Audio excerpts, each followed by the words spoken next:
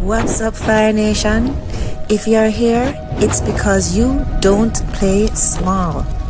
Fire Nation is for the ones fueled by passion, driven by growth, and hungry to build real wealth. Not just for yourself, but for your family and future generations. This isn't just a channel. This is a movement. And if you're watching, you are already part of it. I'm Miss Bluefire, always taking you higher. Let's light it up.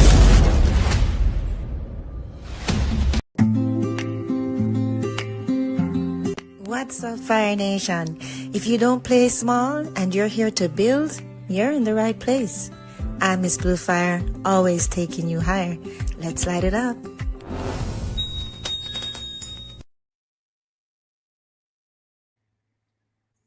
Yes, yes, yes. Hello, hello, hello, everybody, and everybody who will be here on the playback. Today, we have a special guest, a very special guest, Mr. Cameron Taylor. So, tonight's conversation, my Fire Nation people, is a powerful reminder that some of the biggest businesses in the world don't start in borrowed rooms, they start with the imagination.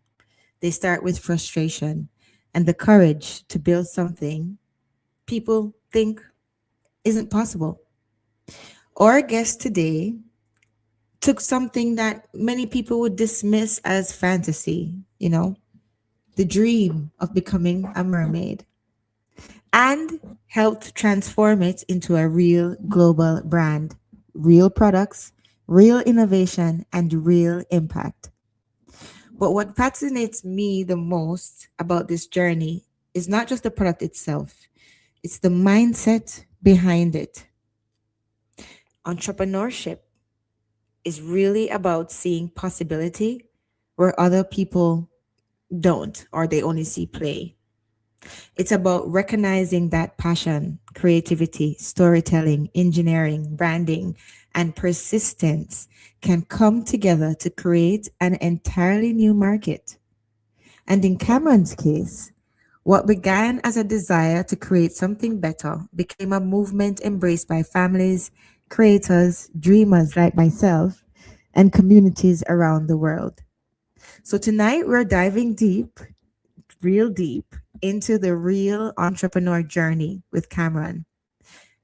The risk nobody saw, the pressure behind scaling, and the emotional side of growing a brand, and what it truly takes to turn imagination into a sustainable business in the real world. So, Fire Nation, get ready for a great conversation about innovation, resilience, creativity, and vision. Cameron, welcome and thank you for being here. Come off mute, Cameron. There you are. Oh, thank you for having me. I'm super excited for this discussion. No worries, no worries. Thanks for being here. I really, really appreciate you spending the time, right? And yeah, we were ready to get to know you and share you with my Fire Nation. So you didn't start with a business, there was a problem, and I understand that you had a partner before, and you continued. Can you take us back to the exact moment when you realized that, you know what, I need to continue to create this? Yeah, early on, so it's like I think little girls Mm-hmm. and adult girls are built with a desire to create. They have wonderful imaginations, Yes. and there's we so many little girls. So I had a little girl at the time, and my business partner had a little girl, Yeah. and they play as mermaids, right? And Yes. there was different fins that our children would use, but they would cause blisters. They didn't really function real well, and they Yep. didn't necessarily work for being a mermaid. And so, um, my business partner, they presented the idea to me of saying, "Hey, we could build something better." And so I built other successful businesses. I had never done anything in the manufacturing world, Mm-hmm. but I thought it would be a great opportunity to do something in the product world. And I always wanted to have a patent, heard about people having patents. And so as we brainstormed of like, well, how can we make this better? And we set a goal and said, let's make the best monofin. Well, a monofin is where there's, one fin that 2 feet go in, which then creates that motion for a mermaid. We Hmm. said to really have someone come alive as a mermaid, the fin is really the magic behind it. You need a That's fin right. That's right. comfortable, but you need a fin that can provide the propulsion and the control in the water. And there just wasn't a product out there that did that real well. So Right. so we said, hey, let's create something. Let's create the best monofin in the world. And we started brainstorming ideas. We came up with different prototypes. I mean, if you saw our different prototypes, we start where we're even just cutting out pieces of board, Yeah. different things to them, trying different things out. And then we started to then we hired different engineers. We hired different divers to test it because we said Hmm. we don't want just to make you know a product. We want to make the best product that we can. That's going to and it was fun to go through that process and Hmm. Hmm. and bring it to life. Yeah. And you know what? To be honest, your fins, they're one of the most comfortable fins that I've had. And I've had many different fins, different types of fins. It's one of the most comfortable and effective. And I just love the color. I love the way that they're beautiful. They're beautifully designed as well. So And really that love was your fins. Hmm. yeah, one of the aspects was to create that design because a lot of the monofins get covered by the mermaid skin. Yeah. And so some of them, they're just like the companies will only make it to where it's only black. We said, we want this fin to be beautiful. Right. The fluke of a mermaid tail, which is that tip Exactly. of a mermaid tail, is beautiful and it Beautiful. shows. And so we put the ridges in there and we did multiple colors. We said, yeah, we made a Yeah. rainbow of 10 different colors. I Yeah, remember exactly. I did have one other entrepreneur that told me, said, oh, that's a big mistake. Because now No, they no, no. they said you're doing 10 colors. Well, now you're going to have 10 different, you know, Yeah. uh, ones that you're making. And I was like, oh no, that's not a mistake. I was like, would you want a rainbow? Do you want a rainbow that's one color? Or you want a rainbow that's 10 colors? I was like, I know Exactly. my choice. I want all the colors of the rainbow. Freaking right. No, but Cameron, this is the thing though. You had a really deep customer insight because from somebody like me who was a professional mermaid, loved mermaid is my hobby, been dreaming about it since I was a kid, right? And love Yeah, the water. When you're a mermaid, that's one of the times that you feel most ethereal and most beautiful. These are facts. So whenever we become mermaids, it's like it's really fantasy. You see what I mean? So it's you're in this world where there's no gravity, right? Nothing holding you back. It's a completely different world, and you feel like, cause it's when woman mermaid, a part of it is feel the way it makes us feel, not only because of the skill but how it makes you feel. So you beautifying and having all those option fins, that's one of the smartest things that you did, and it was actually a deep insight on the woman who actually mermaid, or when people actually mermaid, how they actually want to feel when they do mermaid. Do you understand what I mean? yes. And Yeah, everyone connects with different colors, right? As everyone has exactly.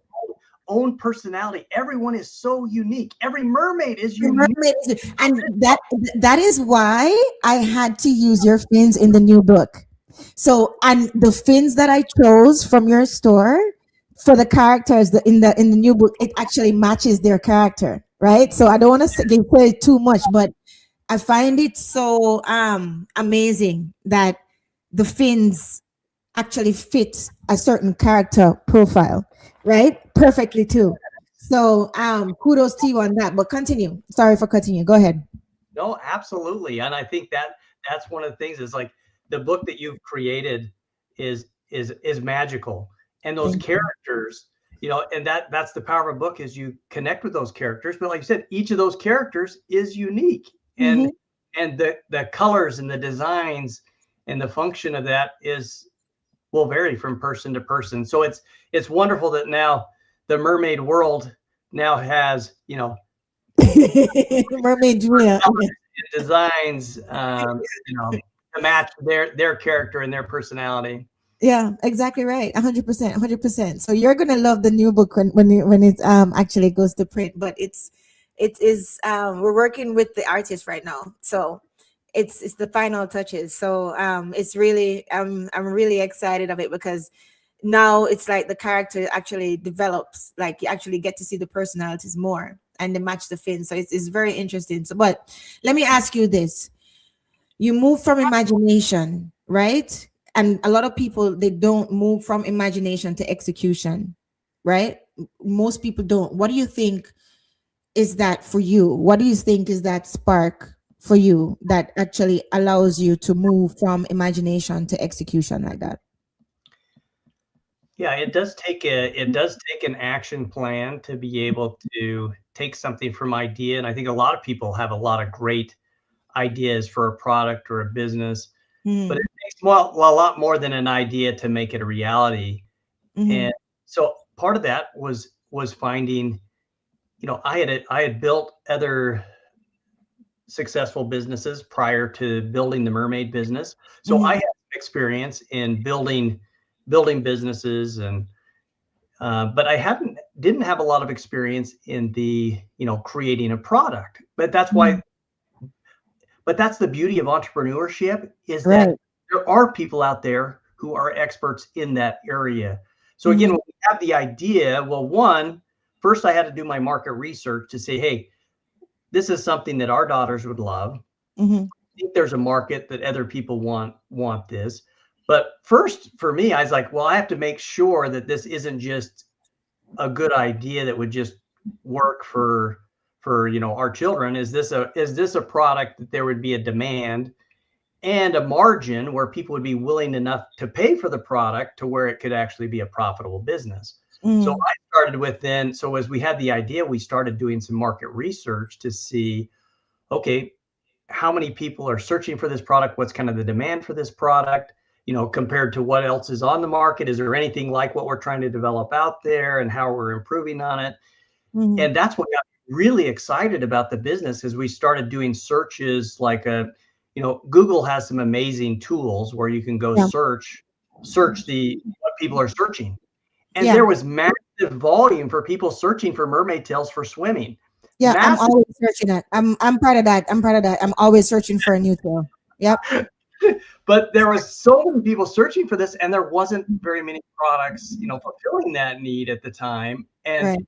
then seeing the products that were there, we said we could make a product like that's more comfortable, more durable, provides more propulsion and control. And so I was like, okay, we can improve on what's there, but there's such a market there, that then see, okay, what are people willing to pay for this? You then do the research, see how much is it going to cost us to manufacture and develop this. And we Mm-hmm. start to see, okay, it looks like there is a big market where people are searching for this, that I don't have to go and create the market. There's a market that wants this. And so we now just need to create a product that can capture that search that's already there. And it looks like they're willing to pay the margins. They're willing to pay enough to where, well, yeah, if it's going to cost me $20 to make the product, and only willing to pay $20 for the product, well, it's not going to work as a business. Right. So that's why I say, it's like people have to be willing to pay 4 times what it costs me to manufacture. So as I Yeah. do some research, I said, okay, if it's going to cost me, $15 to make, and I can sell it for 60, then it can work, right? But if it's going to cost me, yeah, $30 to make, and I can only sell it for 20, well, obviously it's not going to work as a business, even if it is a cool product, or even if it is something people want. Is it something people are willing to pay for? Right.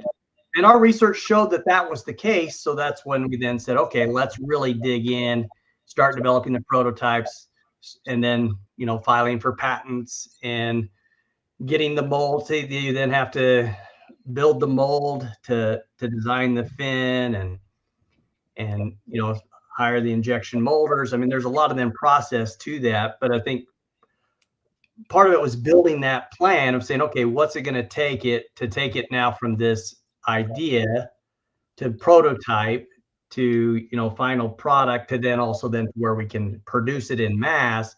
Yeah. Because you have to be able to make it in enough mass to where the cost gets down, right? To make one, well, it costs hundreds of dollars to make one, and then it doesn't work.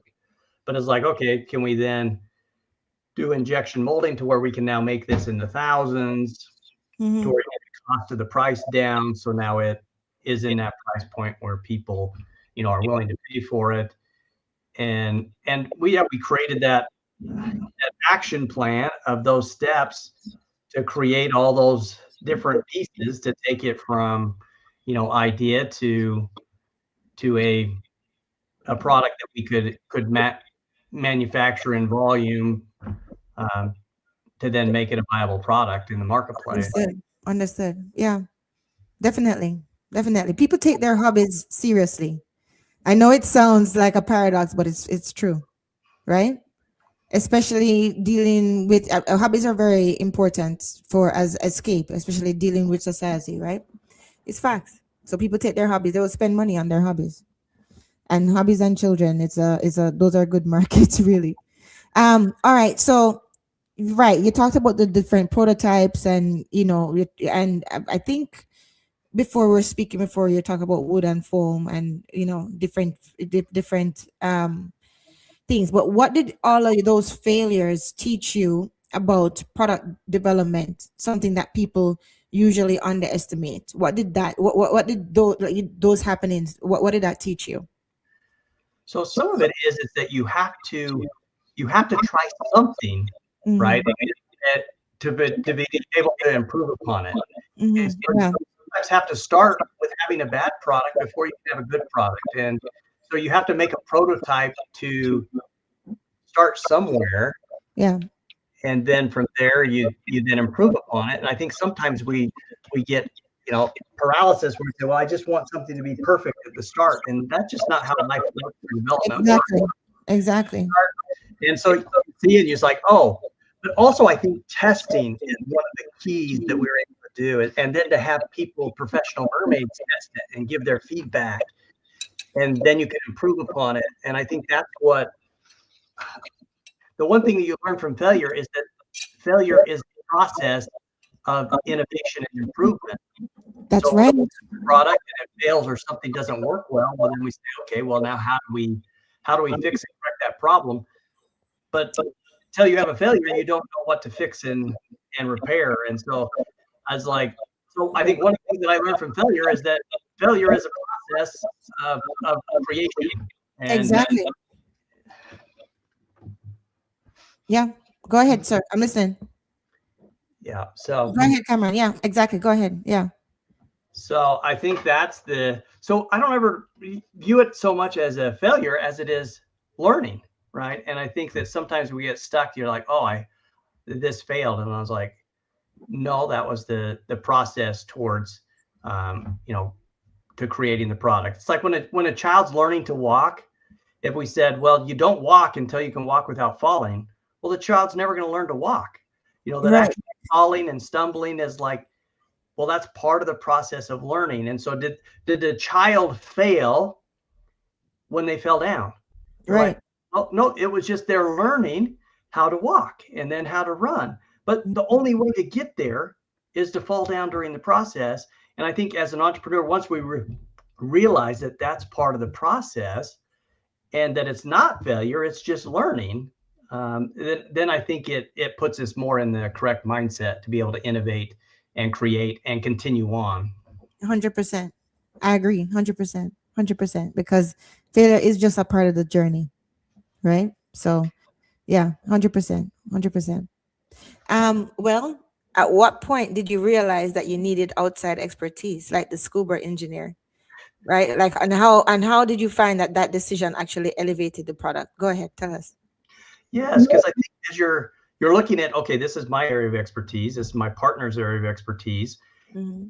but our goal wasn't just to create a good product. We wanted to create a great product, and we saw in order to do that, we would need an engineer that would be able to bring their expertise, into the development of the fin, in development of the materials we use for the fin, and then actually then look at people that had experience in, diving and using fins, where we had both used it, as a casual user. We weren't professional mermaids, we weren't professional divers, so he said we want this to be a product that again is going to be for that everyday person to use, but we also want it to be for that person that is the professional, that we want this to be as good as or better than the fins that are being developed, for professional divers.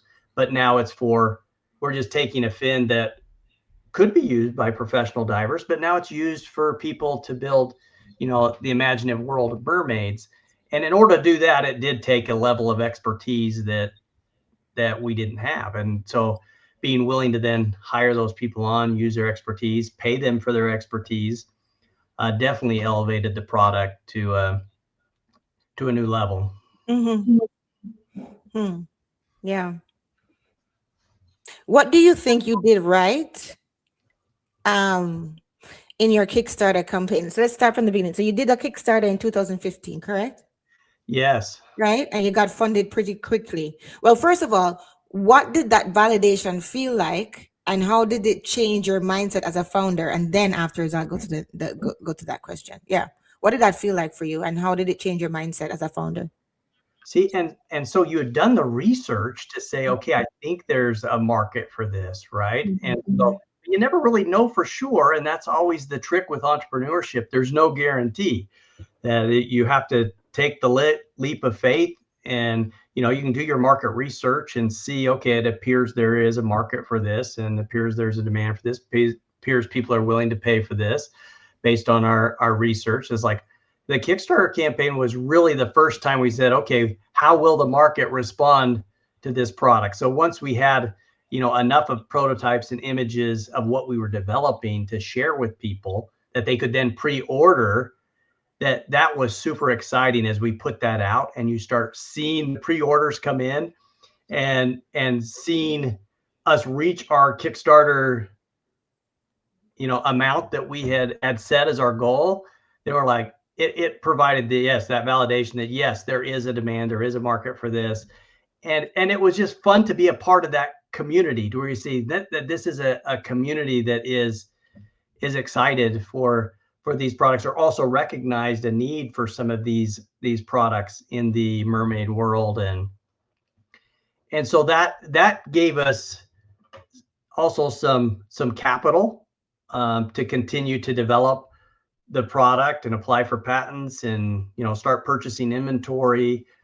Um, and Mhm. again, we had other funding other than that. We were going to move forward, whether or not the Kickstarter Yeah. succeeded or not. It's like we're moving ahead with this product, but it was that one point that said, okay, we can now do some early introduction to the product, but now also getting people who are now champions of the product, the early adopters, Yeah. and just kind of market testing. And so it did give us some of that assurance that, okay, we're on the right path here, and yeah, we can continue forward with our business plan.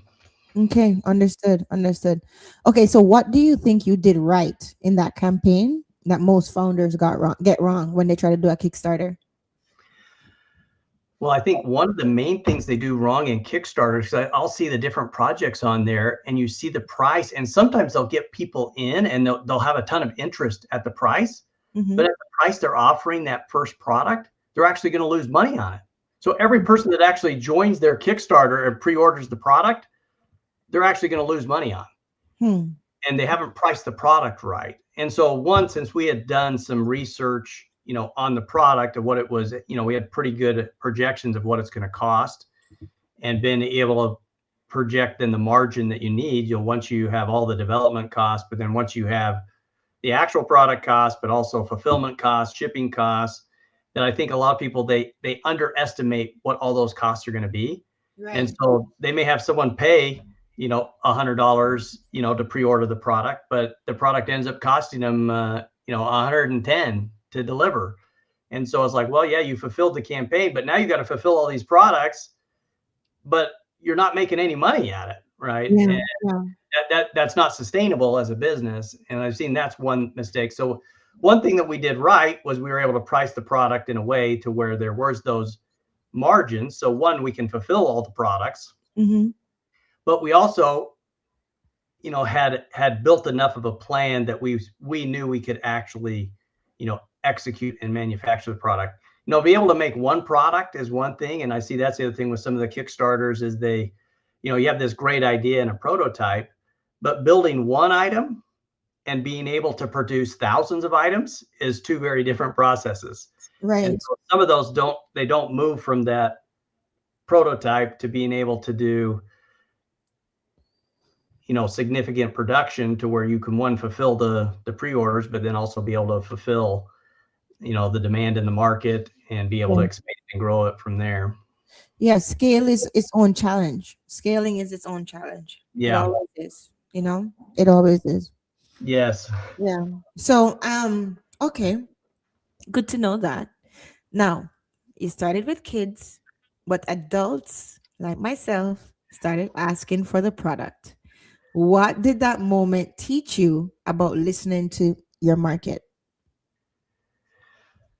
Yeah, that was an exciting time, because, well, again, we thought it was going to be more of a children's product, and so I think that's part of where you need to listen to the market and what it's telling you, Mm-hmm. and being open to hear those opportunities that were there. Mm-hmm. And there was definitely the demand for the children, but we then had so many, yes, adults that were asking for it, and so we said, okay, let's develop an adult product. And again, but it was that same process. Let's develop a product that's going to have, great Mm-hmm. comfort, great propulsion, great control. And there was some challenges with, developing the adult fin that's, much larger, and then developing a larger foot pocket. And, you know, even having done it once, there were still challenges to doing it, for a, for an adult fin, and the adult sizing. Uh, Mm-hmm. but I think part of it is then taking that risk to say, okay, there we're getting enough feedback from these people that is like, okay, it seems like this is a big part of the market that we could help fulfill that need in the market. And it was exciting when we released our adult products. We got to where we were selling as many adult products as children products. It became about 50-50 for our business, which was so exciting to see. Even when we did it, we thought, well, maybe it'll be, 25-75 and then 70-30. But I still didn't see it as being 50-50. And so you start seeing is like, wow, and so some of it is, again, you have to try it, you get it out there. And I think partly because we ended up creating a great adult product, and the way Right. our adult product was priced was actually a lot of it. So there actually wasn't as much competition in the adult market. So even if the adult market wasn't as big as the child market, it became half of our sales because we didn't have as much competition in the adult market. So there was, Exactly. as time went on, there was more people that entered the market to compete in the child market, and not as many in the adult market. But even the people in the adult market, a lot of them would just kind of take their child fin and just adapt it to adults. But it didn't work, as what it didn't really work, because you have to change the engineering and the design, because it's got to function for now someone who is a full grown adult instead of someone who's 8 years old. There's some different engineering and thing that has to go into it, and even the size of the fin for it to flow in the water. And so our product, we didn't have as much competition, but the competition we did have, their fins at that adult level just didn't compete as well. Some of the child products that came out there competed better, performed better compared to ours than the adult ones. So there's less competition, and our product is now significantly better than the competitors. And I think that's why we even captured a larger percentage of the adult market than we did of the child market. Yeah. Yeah. That's what I said to you before. Like the quality of the fins, the beauty of the fins, the quality of the fins, the comfort of the fins, right? It makes all the difference. And again, you learn something else about just consumers. People take their hobbies seriously. They do, right? They Yes. do. Even their sports, everything. Go ahead, Cameron. What are you saying? And you see that every little girl that dreamed of being a mermaid Mm. grew up to be a big girl that wants to be. It didn't go away. It doesn't It go was away. so It exciting. doesn't go away. If listen, if you keep joy in your life, things like that don't go away. You see what I mean? If you keep that childlike love of understanding that yes, you have to deal with the real world, but nothing is wrong with fantasy. That's, you know what I mean, where you escape. That's the same reason why people read, why I read too.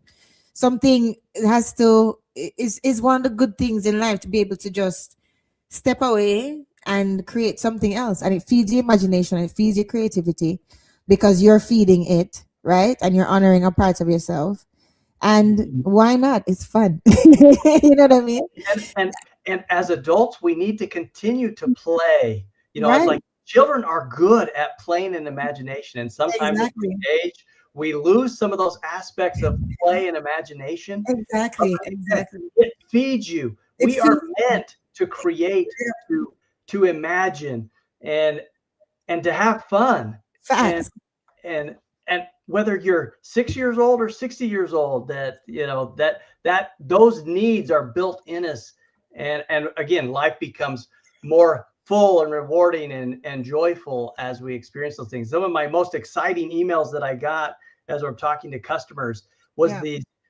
these adult women that became mermaids. They said, I dreamed of being a little mermaid since I was a little girl, but it wasn't possible. There was no products like this when I was a little girl. But Yeah. as I got one for my daughter, but then I thought, oh, I can get one for me too. And so they're like, and they're living their childhood dreams as an adult. And it was just so exciting that you see this mother and daughter both just big smiles on their face, having so much joy and fun now together. So now not only does it connect them with their joy and their fun, their imagination as an adult, but now it's also connecting them with their child in a way to where now they can do it together. And so that Yeah. was so exciting to see one fulfilling their childhood dreams as an adult that they didn't get to as a child, but then getting them to experience that together with their children was wonderful to see. Yeah. Yeah. Yeah. I got one for my niece. So when I go up there, I'm gonna I'm gonna do it with her. She said she'll do it with me. So Oh, that always so yeah, fun. yeah, we're matching ones too. So that's good. So, all right. Well, what was one of the hardest scaling decisions that you had to make that people wouldn't see from the outside? I think one of those is early on. Like you said, you Mhm. have to decide how many of these you're going to make, right? And that is Mhm. very costly. So, but again, I think in the beginning phase as an entrepreneur, I think sometimes that's the hardest scaling choice, is to say, well, yeah, am I going to make 100 of these, or I'm going to make 1,000 of these, or I'm going to make 10,000 of these, right? Mhm. And again, as you get scale, as you get economy of scales, you definitely see the price to produce the items comes way down, which then helps us be able to provide it at a more attractive price point to our customers. But it's more risk, because now you have hundreds of thousands of dollars in inventory, and then you're like, well, we'll be able to sell it. And so we had, and again, like we talked with the Kickstarter, gave us some of that confidence. Looking at the research, we were pretty confident, that this would be a product that could sell tens of thousands, not just hundreds, not just thousands, but tens of thousands. Mhm. And so I think that decision to take that leap of faith early on to say, okay, we're not just going to make hundreds or thousands of these, we're going to make 10,000 of these. And we believe that there's a demand in the market for it. And there was, but I think that, but it also then took, the funding to come up with the, hundreds of thousands of dollars to produce all the inventory and have it there in your warehouse to be able to then, to sell it at that level. Mhm. Mhm. So you've built around the mermaid community. How important is community in sustaining a brand long term to you? Yeah, that has been, it has been wonderful to be a part of the mermaid community and to see them embrace the product. And Mm-hmm. that gives you that, again, that gives you that validation and feedback that they're like, um, we had a customer in Switzerland that they did different swim schools, and he had used all kinds of different products, and then he saw our new product come onto the market, and he's like, we tried it and we just loved it. It's like better than any of the other products that we had used. And so they became our European distributor. They, not only did they buy our product, they said, we want to then be the distributor this to the whole mermaid community in Europe, and to see, that it was so fun to then see as he would send me pictures of their different mermaid pods and mermaid communities, and they did mermaid swim schools throughout Europe where they only used the SUNTAIL mermaid products because they said it because they performed the best for actually swimming and performing all the things that they did. And so we were able to then collaborate on different things together. He made a mermaid game that we collaborated on and different things. And so it was fun to then to where it's not just you're building it together, Right. and so like we helped to make his world of swim schools and mermaid pods better, but then he helped us become better as he's saying, hey, well, how this would be something that would help us to do some of these tricks that we like to do in our classes. This would be something that would be helpful. And so not only that first product that we did, it continued to improve as we got feedback from the mermaid community. Mm. And one example was you know the tips of the tails were the first place to wear and get holes. Yeah. So as you're getting that feedback from it, is like, okay, so we're looking at, well, how do we solve this problem? And we tried all different types of things. We started with just having um, waterproof tape that you could just tape onto the tips of your tails, but it didn't look the best. It kind of worked, but it was kind of a short-term fix. But it was like, we got to come up with a long-term solution to this. So working with our interior team of innovators, but then getting feedback from our mermaid community, we were able to develop a unique process where we could put this coating onto the tips of the tails. And after several different trials and tests of different products and different application processes, we were able to come up with something that was very durable and effective and solve that problem of wearing tips in the holes. And so now every single one of our tails comes with professionally applied coating on the tips of those mermaid tails. And now I was like, I did some of the testing myself. I would take that on a cinder block, a rough cinder block. I would take it and I would rub it on it. And if it would wear through, then I said, nope, not tough enough yet. I got to where we could rub that on that cinder block, thousands of rubs, and and it still looked new and beautiful. But it also Mhm. clear, so you could still see the beauty of the tail and the design. And so it was like, and and then to see the community then say, yeah, thank you. Yeah. This was something that That's allowed. what I liked about it, Cameron. I have two of them with the rubber on the tips of the tail. That's what I actually like about it. I said this is not going to wear out because usually that's where they start wearing out from. Yes.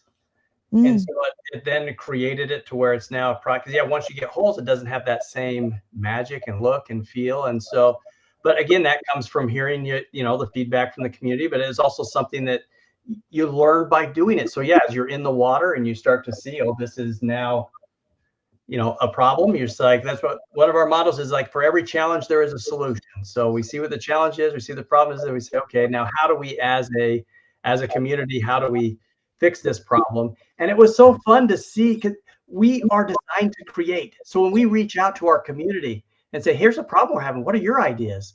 And it is amazing to see the creativity and the ideas and how much people want to help create, because we're all born creators. And so as they get an opportunity to do that, it's just so fun to see people's creativity and ideas, but also willingness to support and make things improve things and make things better. Mm-hmm. 100%. 100%.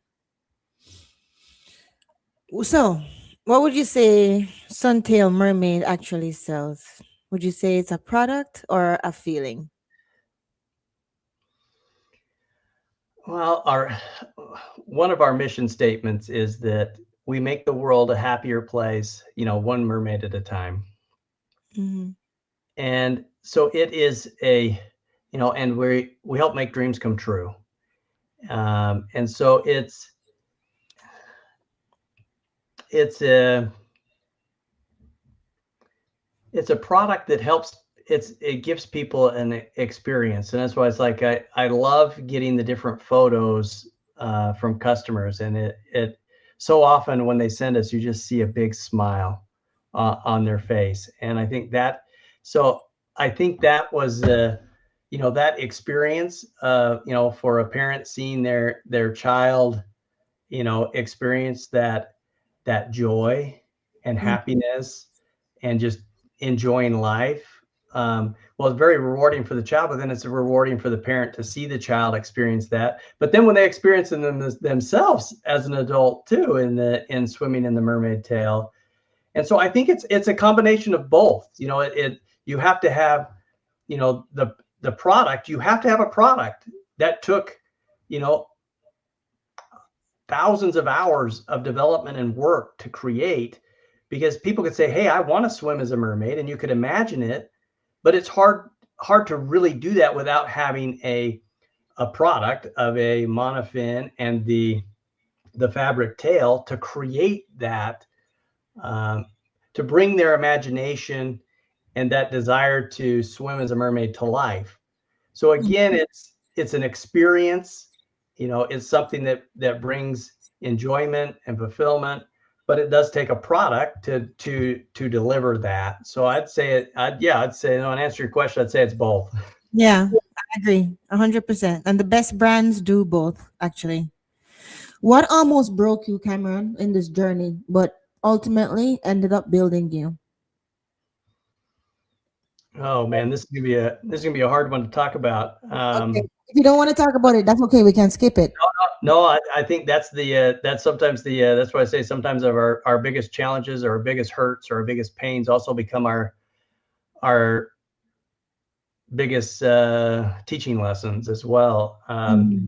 But so like I said, we had a business partner. We were 50-50 partners at the beginning of the business, and so his name was Eric, and he passed away unexpectedly, Mhm. and he handled the uh, the manufacturing side of the business, the fulfillment side of the business, and was just brilliant at what he did, and a great business partner, great friend. I mean, we were friends before we were business partners, and um, but unexpectedly, age 47, died of a heart embolism. So he had a blood clot in his lungs, and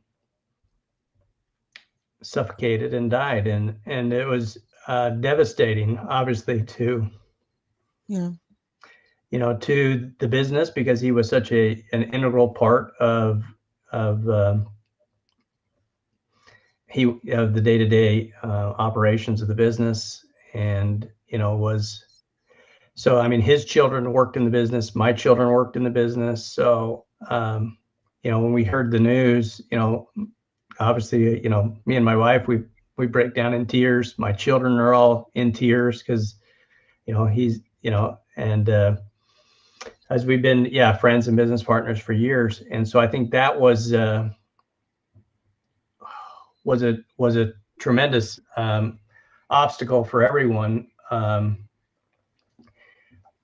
Yeah. so at that point, you then say, I remember, my first meeting with his widow wife. I was like saying, I was like, okay, I was like, I'll step in, and I'll do the roles I'm doing, but I'm going to step in and do his roles as well for a year, and we can then decide, at that year point, what we do going forward. But for the next year, I was like, you got enough to worry about with now, having 4 children at home, and now having your husband gone. Mhm. I was like, it's there's a lot of things I can't do to take away the pain and the hurt, but one thing I can do is I can run the business. I'll still pay you his salary and profit sharing for the next year. We don't have to worry about it for a year, and we'll revisit it then. And and so that was the approach that I took with it, because I want to make sure that his family was still taken care of, Yeah. and it was still, um, his children, could still work in the business as much as they wanted, and our children continue to work in the business. So I think the blessing that came from it, I became more involved, at the actual mermaid shop, doing the fulfillment and more of the manufacturing, a lot of the tasks that he had uh, done primarily, but Mhm. enabled me to connect with my children more and work with them more closely on some different aspects of the manufacturing fulfillment side of the business, and become a great blessing to help build the relationships with my children, and then hopefully to continue to have the business continue so that his family was taken care of in that incredibly difficult time, and Mhm. so I think we Yeah, were able to come through it as best as we could. yeah. Because you lost a brother as well, so that's definitely understandable. But I think what you did and how you handled it was pretty decent. And I mean, being a friend in death as well as in life is also a blessing. So kudos to you too. So bless you for that, right? Um, and my condolences as usual. Um, Let me ask you this. If you had to start over today with no brand, no audience, what would you do differently?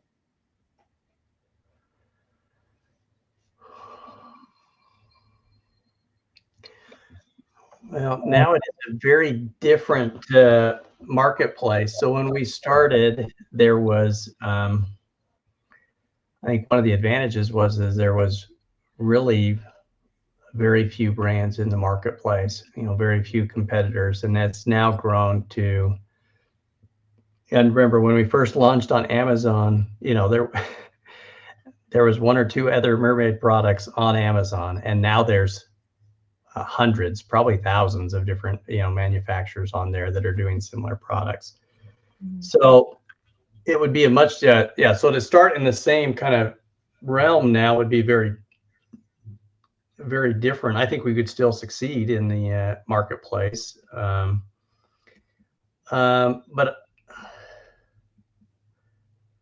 I probably would, as we talked about, community. We did involve the community, in that beginning process. But I think if I was starting over, Mhm. it was more that the community reached out to us, and then we started to connect. And I think I probably would have, if I was starting over, I would have involved the community more in the beginning and had them help us, um, even more than we did, because it more came where they were reaching out to us, and because we're still learning about the mermaid community, and it was like, wow, they're introducing this to this world, that we're now becoming a part of. And so I think if I was starting over, I was like, well, I would have became more immersed in that community and culture earlier and Mhm. more proactively. Instead of them reaching out to us, I would reach out to them, right? So you reach out to them, start networking and say, okay, tell me about this community, how it works. Tell me about other people in the community. And then you, you more proactively become a part of the community instead of, but it was more, the way we did it was more reactive. We created this because we knew it was something that we wanted and our daughters wanted, but then we saw, oh, we're now getting the feedback from this community, and we're happy to take that, but it was more reactive. And so I think that would be the difference, that I'd more proactively engage and network with the community more Mhm. proactively than reactively. Mhm. Mhm. Understood. Understood. Okay. Well, listen, you turn a childhood fantasy into a global product. What does that say about the power of imagination in entrepreneurship? I want you to tell our audience, the people on the playback. Well, in order to have a big dream come true, you have to have a big dream, right? And I think I love reading biographies. Me too. And I've also authored several books. So I've authored a book that's called Eight Attributes of Great Achievers, where I took some of these characteristics of different great achievers. So people like Walt Disney and Gandhi and George Washington, and as I read their biographies, you start to see a pattern that they had a big goal and a big dream. They had an imagination. They had something they wanted to build and create. And and I think that one thing that I've learned is that, you know, you that you can accomplish anything that you set out your mind to accomplish. And so some of it is that when I start looking and you see like some of the amazing stories of what Walt Disney was able to build or create, it was like, well, he created it in his imagination first, but he had some big goals and big dreams. And the reason he had some big accomplishments was because he set some big ideas, a big vision. And so I think that's one thing as an entrepreneur, and it can be challenging. I know it's like I remember with the first business that I started back in 2001. So yeah, 25 years ago, I started my first business, and I remember my business partner, he set the impossible goal of doing $1 million a year. I was a new graduate out of college. I was like, I was like, man, I hadn't even my first business failed. I was like, I didn't even have. I was like, I can't even imagine building a business to 1 million a year. But that was that first initial goal for us to build to, and we were able to reach that goal in our second year in business. And then he set the goal as we meet, and that's part of having a mentor and someone that helps build that vision and that dream. He then said, well, you now need to scale and build this to where you do it 1 million a month. And I was like, 1 million a month? It's like, I thought 1 million a year was impossible. And now you're wanting to do a million a month. And we were then able to scale that business. That took another 3 years of work to scale it to where we were doing 1 million a month. And then he came and said, I want you to do 1 million a day. And I thought he was crazy, and I was like, but Hmm. and looking at what we were currently doing, I was like, well, it would be very hard to scale what we were currently doing to go from 1 million a month to $1 million days. Um, but we set the goal, but we had to come up with some new strategies, ideas to be able to expand to that point. And so I share that story because what you said is like, well, the size of your dream, the size of your question will determine the size of your answer. If I would have never asked the question, how do I build a business to $1 million a year? I would have never found the answer. And if I wouldn't have asked the question, how do I build a business that would do $1 million a day? I would have never found the answer. Hmm. And when we did that, the first run that we did where we tried to hit our $1 million in one day goal, we needed a big city to try to do it in, and so we started in New York City, and we were way short of our goal of $1 million a day. We did. Um, we still had it was still a decent day, but way short of our $1 million goal. But we learned from the experience, and we said, okay, well, if we make some of these changes, these adjustments, we thought it'd be possible for us to do $1 million in a single day. And so we set another day for the goal, and we chose Los Angeles this time for this one. And we ran all our promotions and sales, and at the end of the day, when we totaled up all our sales, again, we weren't even close to our $1 million goal. We did $2.3 million in sales that day. Hmm. And we were able to then duplicate that on other days. And so it was like, but if I would have never asked the question, how do I do $1 million of business in a day? I never would have found the answer. Right. And so I think that having that vision and that goal and that dream, and so often we see, like with entrepreneurs, as I read their biographies or read their other stories, that you think, wow, we see them after they've accomplished this. And what was interesting is I wind back some of those that you see, well, they started out with a dream. They started out with a big vision and a big dream.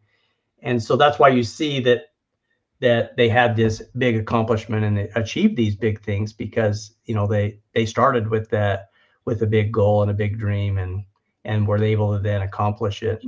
That's right. It all starts in the mind. Everything starts in the mind.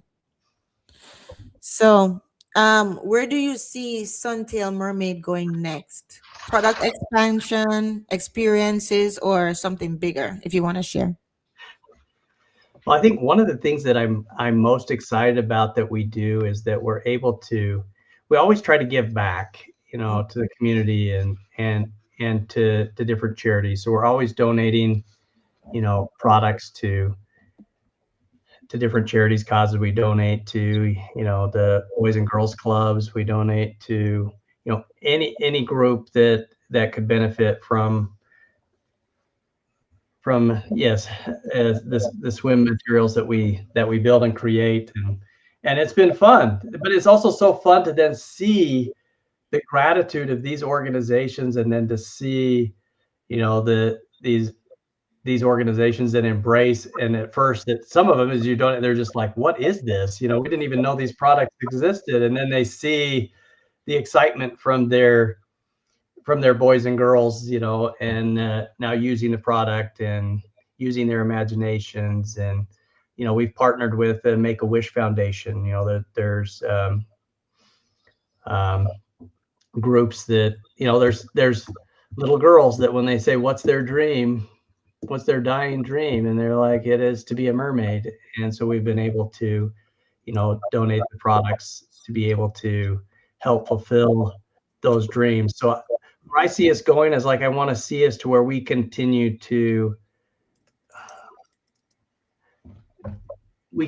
as a business, so we can continue to give back and serve, people in the community. I'm sitting here at my office at my desk, and I have a picture of a little girl wearing a mermaid tail. And I received an email from her mom. She had a rare syndrome that required all kinds of treatments, and tens of thousands of dollars a month.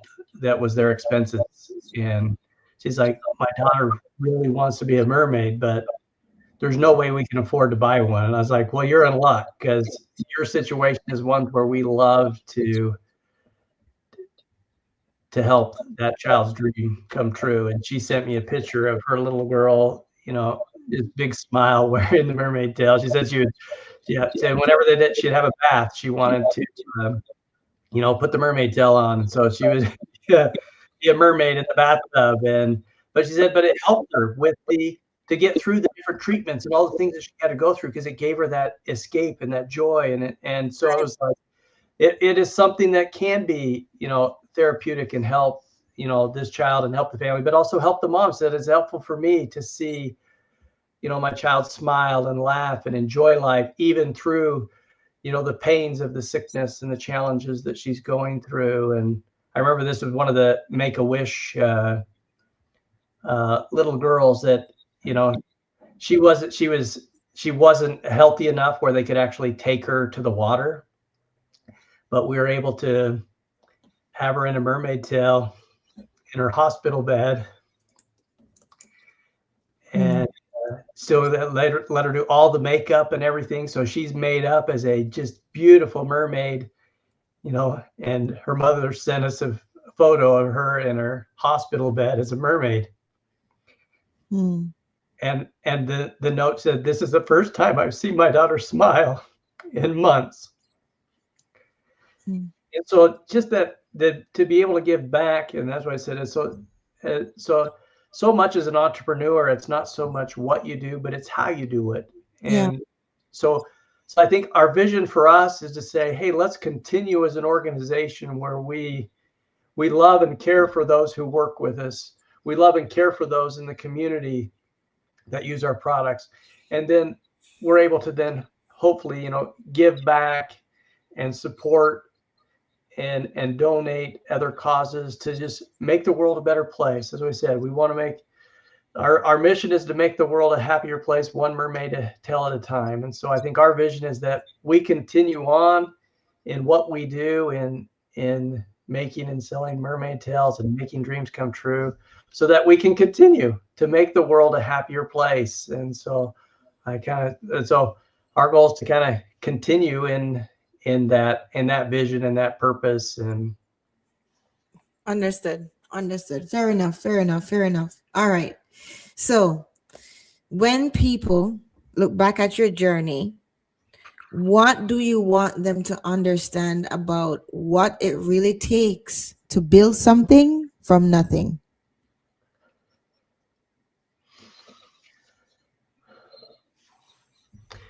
Well, it takes a plan. I do some public speaking, and one of the things that I do is one of the object lessons that I'll do is I'll hold up $100 and I'll ask the audience. I was like, "Who wants this $100?" And I get really good participation when I do that. A lot of hands go up, and I'll say, "Who really wants this $100?" And then you'll have a few people shout out, it's like, "I want it, I want it, I want it." And I'll just keep asking, "Who wants this $100?" And just sometimes I'll have people will stand up. Sometimes people will stand on their chair. You'll have more shouting. But eventually, as I ask the question, "Who wants this $100?" Eventually there's someone from the audience who comes up and takes the $100 from my hand. And I say, "The $100 is now yours." And that introduces the next principle that I teach in that presentation, which is this, is action. You have to have an action plan. So everyone can say, "I want the $100. Everyone can say, "I want to build a product," or "I want to have a patent," or "I want to build a business to $1 million in revenue." But the person who got the $100 was the person who acted, the person who got up out of their seat and came and got the $100. I live in Rigby, Idaho. It's a place where television was invented. And but he started with that with an action plan. So he had the goal. He set the goal as a teenage boy. He says, "I am going to solve the problem of how to transmit pictures through the air like they transmit radio." And that was his goal. That was his dream. He now he got up every morning at 4 a.m. and studied the different journals on innovation and invention, and pondered and studied to learn the different things to be able to try to solve that problem. But when he was late teens, early 20s, he had developed an action plan. And so he actually put out a plan that he said, "Okay, it's going to take this amount of money. It's going to take a year." He said, "If I work in a lab every day, 6 days a week, 12 hours a day, I can build this in a year. And this is the amount of funding that I need." And he went to then find a funder. He found someone that would fund it. He then executed that plan, and it did. It took him 6 days a week working in his lab for a year, and they were then able to transmit that first image, right? And so he not only had the dream of creating television, of being able to transmit pictures to the air, but he created that action plan that had that step-by-step plan and then the funding that it took to execute that plan, and was able to do it. And I think whatever, business that we're working to build, well, first you have to have that dream and goal, but you have to build that action plan with it, and then execute that action plan to make that dream a reality. Hmm. What do you think is the biggest mistake that new product entrepreneurs make? Final question. I think the biggest mistake is they underestimate the amount of time and money that it will take to create the product and to get to where you're at positive cash flow. Even with our business with SUNTAIL Mermaid, we put together a plan. We said, "Okay, these are all the steps to create all the pieces of the product, all the elements of building a website, building a warehouse, and all the steps from creation to actual fulfillment." And we had our timeline, and we put our dollars number. And again, I had built other companies, not so much in the we had done some products, but not a product like SUNTAIL Mermaid. And so we had our best guess and estimates, and we were still way under, and so a lot of times I say, even if you take your best educated guess and you double the amount of time and money that it's going to take you, the amount of time it's going to take you to develop the product and manufacture the product, and then also double the money that you think it's going to take, and you get pretty. Then you Then get you close get to to your your estimate. estimate. Hmm. But I But think I a think lot of people, then they run out of that time or money if they don't um, project that to where you, because there I've seen a lot of great ideas, but that they then fail because they ran out of money. They ran out of the cash flow because they said, okay, well, we think we can develop the product for this amount, and it ends up costing them twice as much to develop the product and the inventory, or it then takes them longer to get to profitability. And so again, I see that as one of the biggest hindrances. So again, and so again in that plan to have that. So again, you do your best guess to say, okay, this is what I'm guessing is going to take as far as for time and money, but to have some other plans or options there to say, okay, well, we secured this amount of money, but do we have a plan if I needed to secure twice that amount? Do I have options and things in place so that I can secure that without the business having to go under because we don't have the cash flow. So Hmm. Hmm. Okay, good. Well, tonight's interview, Fire Nation, taught us something extremely important about entrepreneurship.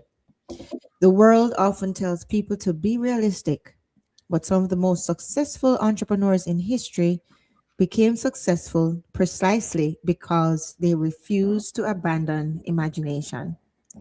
Cameron's journey reminds us that businesses are not always built from massive corporate strategies in the beginning.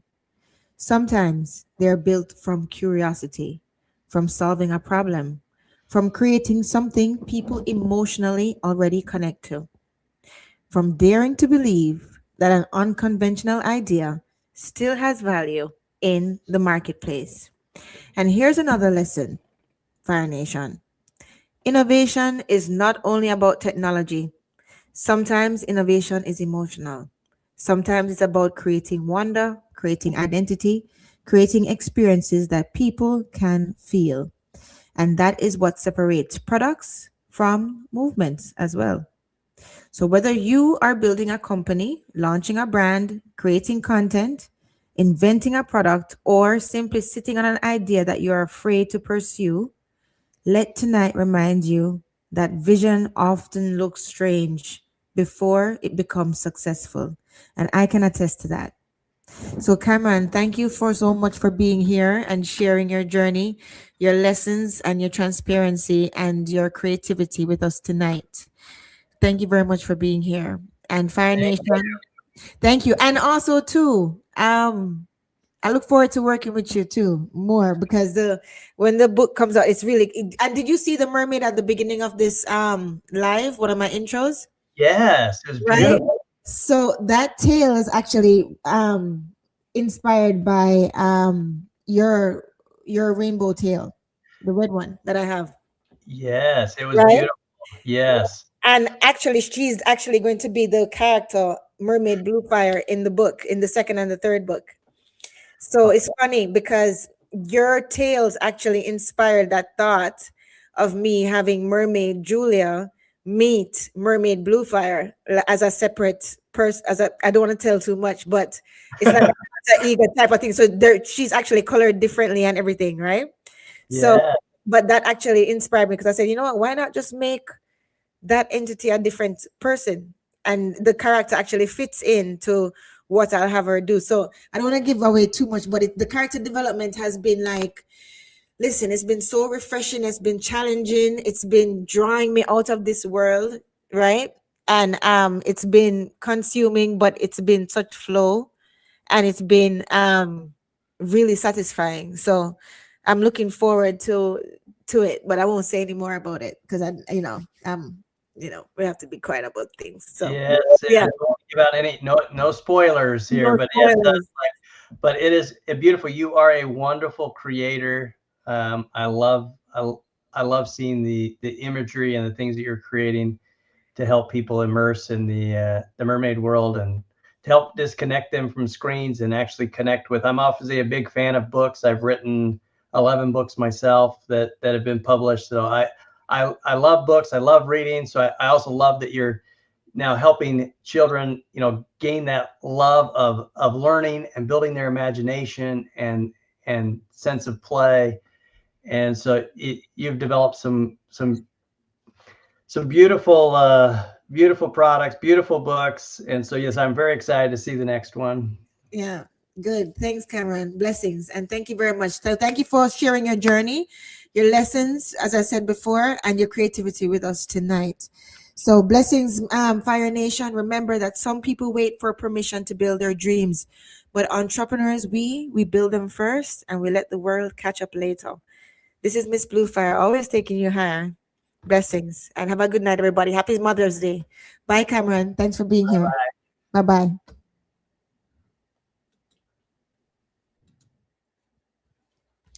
All right, Fire Nation. Yes, so that was my new business partner with for my business, for my books, for my mermaid books. So we have a good support system going on. So, and he has a lot of knowledge, right? Been through a lot, and it's good to share resources with people, share ideas, right? So blessings, Fire Nation, and I hope you have a great Sunday. I hope you guys are having a relaxing Sunday and getting fueled for the week ahead, right? I hope you are grateful. Gratitude, my Fire Nation, is so important. I hope you're grateful tonight. I hope you're grateful tonight, and I hope you're going to be refreshed for tomorrow. So blessings, love you all, and I'll see you soon. Bye. Fire Nation, listen to me. You don't log off and go back to playing small. You take what you learned and you execute. This is why Fire Nation exists. To rise higher, to build smarter, and to change the financial future of our families. I'm Miss Julia, A.K.A. Miss Blue Fire, always taking you higher. And wherever you go next, you carry our fire with you. Fire Nation, we rise, we build, and we're just getting started.